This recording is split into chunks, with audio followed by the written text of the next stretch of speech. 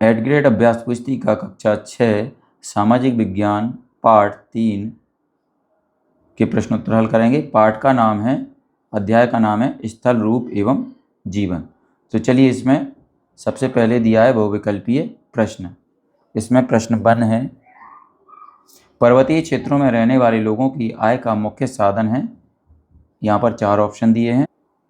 इसमें सही ऑप्शन है ऑप्शन सी, पर्यटन। इसके बाद अगला है प्रश्न नंबर 2, पर्वत शिलाकृति से कौन सा तथ्य संबंधित नहीं है। इसमें सही ऑप्शन है ऑप्शन डी। चलिए आगे बढ़ते हैं। अगला है प्रश्न नंबर 3, समुद्र तल से किसी वस्तु या लक्ष्य की ऊंचाई कहलाती है। सही ऑप्शन है सी, तुगता। अगला है चौथा, वर्षण का सामान्य रूप है। ऑप्शन सी, ओले गिरना। अगला है प्रश्न नंबर 5, पर्वतीय वनों में देवदार वृक्ष की विशेषता नहीं है। सही ऑप्शन है सी, पत्तियां छोटी व गोलाकार होती हैं। अगला है प्रश्न नंबर 6, मांस और लाइकेन अधिक ऊंचाई पर पाए जाने वाले ऑप्शन ए सूक्ष्म जीव होते हैं। अगला है प्रश्न नंबर 7, मरुस्थलीय क्षेत्रों में सामान्य रूप से पाई जाने वाली वनस्पति है। सही ऑप्शन है ऑप्शन बी, कैक्टस। इसके बाद प्रश्न नंबर 8 पर आते हैं, पहाड़ों के बीच का एक निचला क्षेत्र जिसमें प्रायः नदी अथवा जलधारा बहती है। सही ऑप्शन है ऑप्शन सी, घाटी कहलाती है। अगला है प्रश्न नंबर 9, दक्षिण अफ्रीका के जम्बेजी नदी पर जलप्रपात स्थित है। इसमें सही ऑप्शन है ऑप्शन डी, विक्टोरिया जलप्रपात। अगला है प्रश्न नंबर 10, मैदानी भूभागों में लोगों का मुख्य आर्थिक व्यवसाय नहीं है। सही ऑप्शन है ऑप्शन सी, पर्यटन। तो चलिए बच्चों, इसके बाद आगे बढ़ते हैं अगले प्रश्न की ओर। आगे हैं रिक्त स्थानों की पूर्ति करिए। तो यहाँ पर रिक्त स्थान दिए हैं। यहाँ पर देखिए ए बी सी और D E F G H, यहाँ पर ये रिक्त स्थान दिए हैं। आई जे तक दिए हैं। चलिए यहाँ पर इनके उत्तर देखते हैं। तो यहाँ पर देखिए, ए का उत्तर है अरुणिमा सिन्हा, बी का है माउंट ब्लॉक, सी का है भूस्खलन, चौथा है डी का है विश्व की छत, ई का है संगम, एफ का है अफ्रीका, जी का है गंगा और एच का है दक्कन का पठार और आई का है बादल फटना। जे में लिखेंगे भरेंगे सोने और हीरे। चलिए आगे बढ़ते हैं। आगे अति लघु उत्तरीय प्रश्न आ जाते हैं। यहाँ पर इसमें प्रश्न नंबर 1 दिया है, गंगा नदी किस पर्वतमाला से निकलती है। उत्तर में लिखेंगे, गंगा नदी हिमालय पर्वतमाला से निकलती है। गंगा हिमालय से निकलने वाली भारतीय नदियों में सबसे विशालतम नदी है। अगला है प्रश्न नंबर 2, आपका विद्यालय किस प्रकार की स्थलाकृति पर स्थित है। उत्तर में लिखेंगे, मेरा विद्यालय मैदानों की स्थलाकृति पर स्थित है जहां भूमि समतल और उपजाऊ है। अगला है प्रश्न नंबर 3, माध्य समुद्र तल से क्या आशय है। तो उत्तर में लिखेंगे, माध्य समुद्र तल समुद्र की सतह की औसत ऊंचाई को संदर्भित करता है। यह भूमि पर विभिन्न स्थानों की ऊंचाई मापने के लिए एक मानक संदर्भ बिंदु के रूप में उपयोग किया जाता है। अगला है प्रश्न नंबर 4, पर्वतीय जीवों को आश्रय कहाँ कहाँ मिलता है। उत्तर में लिखेंगे, पर्वतीय जीवों को आश्रय चट्टानों की दरारों, गुफाओं, पेड़ों, झाड़ियों, घास के मैदानों और अन्य प्राकृतिक आवासों में मिलता है, जो उन्हें मौसम की मार, शिकारियों और अन्य खतरों से सुरक्षा प्रदान करते हैं। अगला है प्रश्न नंबर 5, छोटा नागपुर का पठार क्यों प्रसिद्ध है। उत्तर में लिखेंगे, छोटा नागपुर का पठार अपनी खनिज संपदा के कारण बहुत प्रसिद्ध है। यहाँ लौह अयस्क, कोयला, मैंगनीज, तांबा इत्यादि महत्वपूर्ण खनिजों का विशाल भंडार पाया जाता है। अगला है प्रश्न नंबर 6, वर्तमान में सिंचाई वर्षा के अलावा अन्य किन किन साधनों से की जाती है।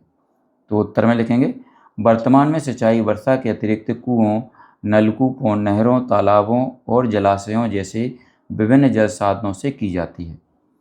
अगला है प्रश्न नंबर 7, क्रिसमस ट्री किस प्रकार के वृक्ष का उदाहरण है। तो उत्तर में लिखेंगे, क्रिसमस ट्री शंकुधारी वृक्ष का उदाहरण है। यह ऐसा पेड़ है जो पूरे साल हरा रहता है।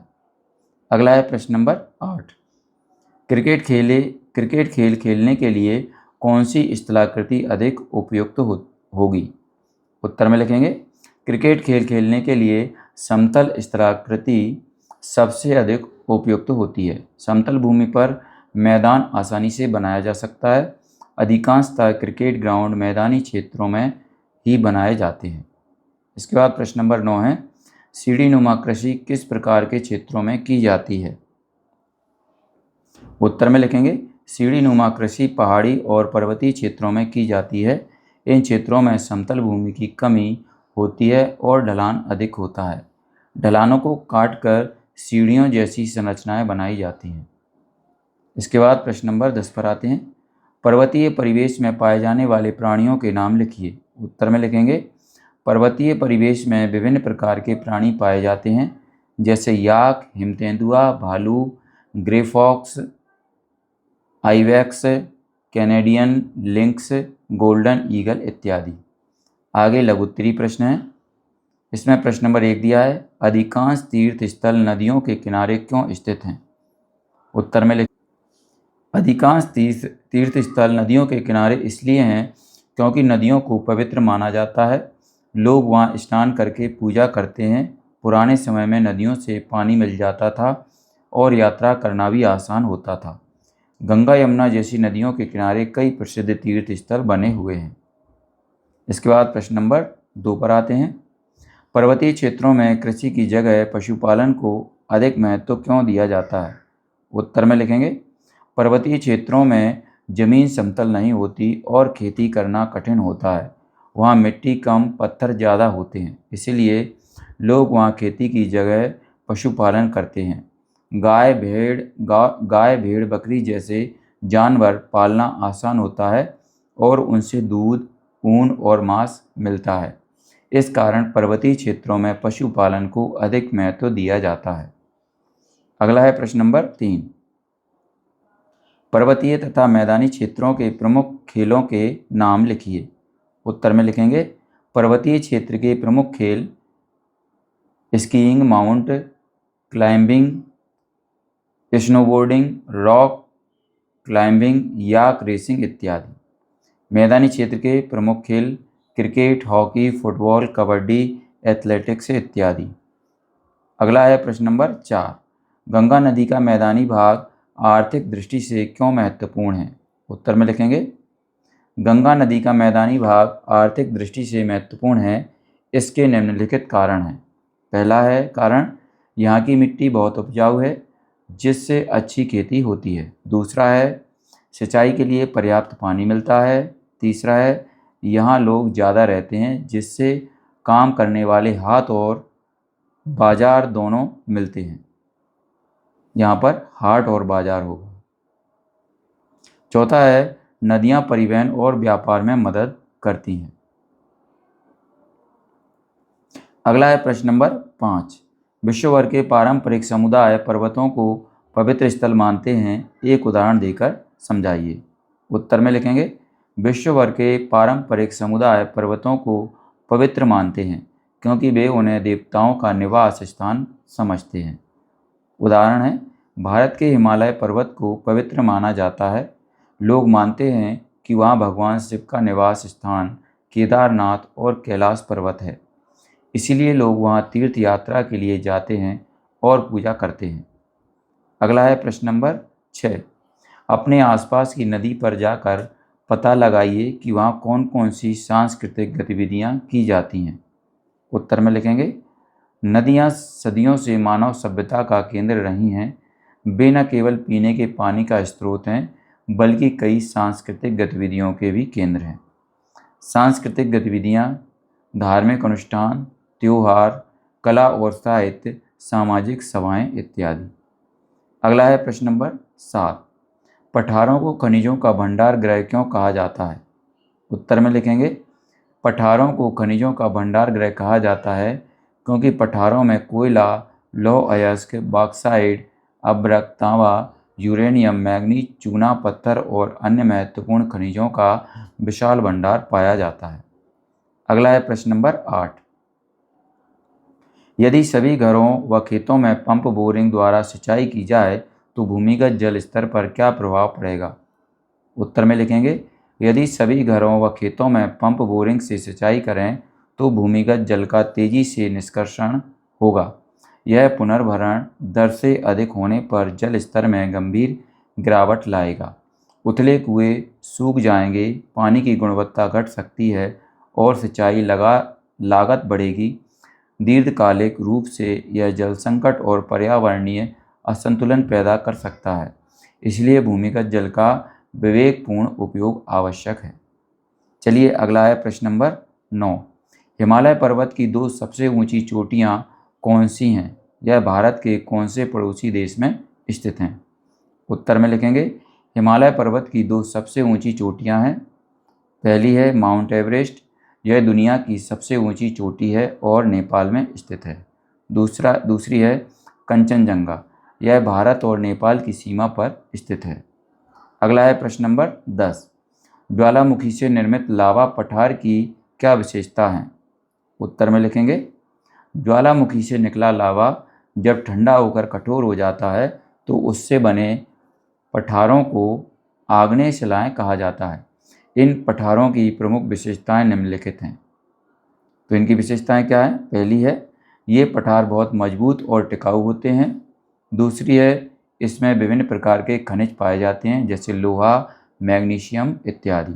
तीसरा है इनमें किसी भी प्रकार के जीवाश्म नहीं मिलते क्योंकि ये गर्म लावे से बनते हैं। चलिए आगे बढ़ते हैं, दीर्घोत्तरीय प्रश्नों पर आते हैं। इसमें प्रश्न नंबर 1 है बढ़ती हुई जनसंख्या व प्रदूषण नदियों पर क्या प्रभाव डालते हैं? उत्तर में लिखेंगे बढ़ती हुई जनसंख्या और प्रदूषण नदियों पर नकारात्मक प्रभाव डालते हैं जो कि निम्नलिखित हैं। पहला है पानी की कमी, जनसंख्या बढ़ने पर पानी की खपत बढ़ती है जिससे नदियों का जल स्तर कम हो जाता है। दूसरा है गंदा पानी, अधिक जनसंख्या होने से नालियों का गंदा पानी और कारखानों का रसायन युक्त पानी नदियों में बहाया जाता है जिससे नदी का जल प्रदूषित होता है। तीसरा है जलीय जीवों पर खतरा, प्रदूषित पानी से मछलियाँ और अन्य जलीय जीव मरने लगते हैं जिससे नदी की जैव विविधता घटती है। चौथा है पीने योग्य पानी का संकट, गंदा और रासायनिक मिला पानी लोगों को पीने योग्य नहीं रहता जिससे बीमारियां फैलती हैं। पांचवा है नदियों का प्राकृतिक स्वरूप बिगड़ता है, अतिक्रमण, प्लास्टिक और कचरे से नदियां सिकुड़ने लगती हैं और उनकी स्वच्छता समाप्त हो जाती है। इसलिए हमें नदियों को बचाने के लिए साफ सफाई रखना, कचरा न फेंकना और जल संरक्षण करना चाहिए। इसके बाद प्रश्न नंबर 2 पर आते हैं। जीवन की कठिन परिस्थितियों के उपरांत लोगों ने मरुस्थलीय पर्यावरण के अनुसार अपने को किस प्रकार ढाल लिया है? उत्तर में लिखेंगे जीवन की कठिन परिस्थितियों के बावजूद मरुस्थलीय क्षेत्रों में रहने वाले लोगों ने अपने को वहाँ के पर्यावरण के अनुसार निम्न प्रकार ढाल लिया है। पहला है पानी की बचत, वहाँ के लोग बहुत कम पानी से काम चलाना सीख गए हैं। वे बारिश के पानी को इकट्ठा करते हैं और कुओं या टैंकों से संग्रह करते हैं। दूसरा है रहन सहन, उनके घर गारे और मिट्टी से बने होते हैं जिससे गर्मी से बचाव होता है। तीसरा है कपड़े, वहाँ के लोग हल्के, ढीले और पूरे शरीर को ढकने वाले कपड़े पहनते हैं ताकि धूप और गर्म हवाओं से बच सकें।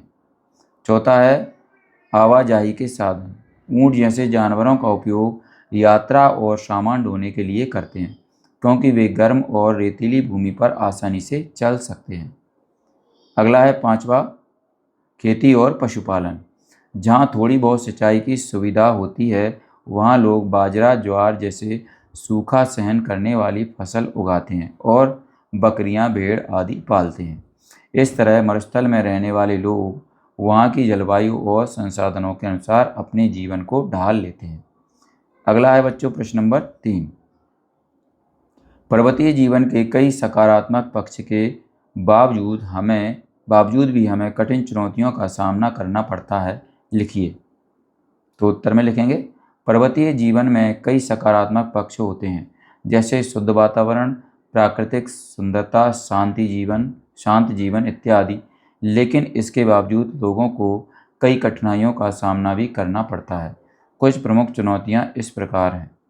इसमें पहली है आवागमन की कठिनाई, पर्वतीय क्षेत्रों में सड़कें सकरी और ऊंची नीची होती हैं जिससे आवागमन करना मुश्किल होता है। दूसरा है कृषि की कठिनाई, भूमि पथरीली और ढलान पर होने के कारण खेती करना कठिन होता है। तीसरा है स्वास्थ्य सेवाओं की कमी, पहाड़ी क्षेत्रों में अस्पताल और डॉक्टरों की सुविधाएं कम होती हैं। चौथा है शिक्षा की समस्या, दूर दराज के क्षेत्रों में स्कूलों की संख्या कम होती है और वहां पहुंचना कठिन होता है। पांचवा है प्राकृतिक आपदाएं, भूस्खलन, बर्फबारी, बाढ़, हिमपात, ठंडा मौसम जैसी आपदाओं का खतरा अधिक होता है। अगला है प्रश्न नंबर 4, पर्यटन का स्वास्थ्य की दृष्टि से क्या महत्व है? उत्तर में लिखेंगे पर्यटन न केवल मनोरंजन का माध्यम है बल्कि यह हमारे शारीरिक और मानसिक स्वास्थ्य के लिए भी फायदेमंद होता है। इसके प्रमुख लाभ निम्नलिखित हैं। पहला लाभ है मानसिक तनाव की कमी।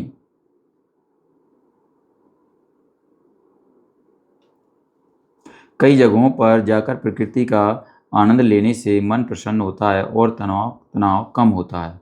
दूसरा है शारीरिक गतिविधि, घूमने फिरने, चलने और ट्रैकिंग जैसे कार्यों से शरीर सक्रिय होता है जिससे स्वास्थ्य सुधरता है। तीसरा है स्वच्छ वातावरण, पहाड़ी और प्राकृतिक स्थलों पर ताज़ी हवा और शांत वातावरण मिलता है जो फेफड़ों और दिल के लिए अच्छा होता है। अगला है प्रश्न नंबर 5, पर्वत, पठार व मैदान एक दूसरे से किस प्रकार भिन्न हैं, चित्र से समझाइए। तो उत्तर में लिखेंगे पर्वत, पठार व मैदान एक दूसरे से भिन्न हैं। ये तीनों भू आकृतियां हैं लेकिन उनकी ऊंचाई, बनावट और उपयोग अलग अलग होते हैं। इनमें अंतर निम्नलिखित हैं। तो यहाँ पर देखिए हमने अंतर की एक टेबल बना रखी है। इस तरीके से आप भी अपने एड ग्रेड अभ्यास पुस्तिका में इसको बना लें और इनके अंतर लिख लें। यहाँ पर विशेषताएं, एक कॉलम विशेषताओं का बनेगा, एक पर्वत का, एक पठार का और एक कॉलम मैदान का बनेगा। इसके बाद आगे बढ़ते हैं। ये यहाँ पर चित्र दिया गया है। तो चलिए बच्चों, यहाँ पर ही हमारा अध्याय समाप्त होता है। अगर आपको हमारा ये वीडियो अच्छा लगता है तो इसको लाइक करें, अपने दोस्तों के साथ शेयर भी करें। इसी तरीके के और भी वीडियो पाने के लिए हमारे इस चैनल को सब्सक्राइब करना न भूलें। धन्यवाद।